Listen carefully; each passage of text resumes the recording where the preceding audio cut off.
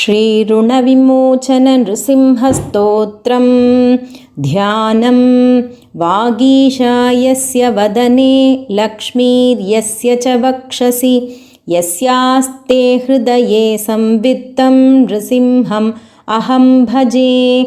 अथ स्तोत्रम् देवताकार्यसिद्ध्यर्थं सभास्तम्भसमुद्भवं श्रीनृसिंहं महावीरं नमामिर्णमुक्तये। लक्ष्म्यालिङ्गितवामाङ्गं भक्तानां वरदायकं श्रीनृसिंहं महावीरं नमामिर्णमुक्तये। आन्त्रमालाधरं शङ्खचक्राब्जायुधधारिणं श्रीनृसिंहं महावीरं नमामिर्णमुक्तये। स्मरणात् सर्वपापघ्नं कद्रूजविषनाशनं श्रीनृसिंहं महावीरं नमामिर्णमुक्तये। सिंहनादेन महता दिग्दन्ति भयनाशनं श्रीनृसिंहं महावीरं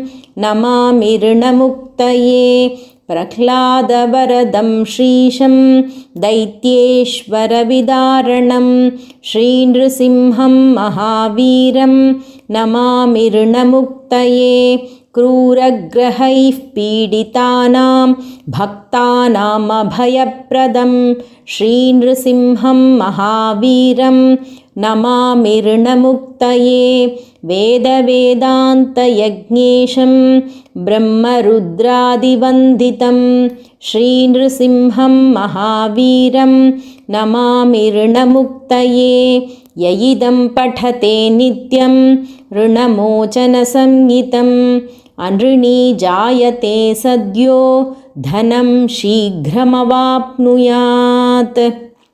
इति श्रीनृसिंहपुराणे ऋणविमोचन श्रीनृसिंहस्तोत्रं समाप्तम्।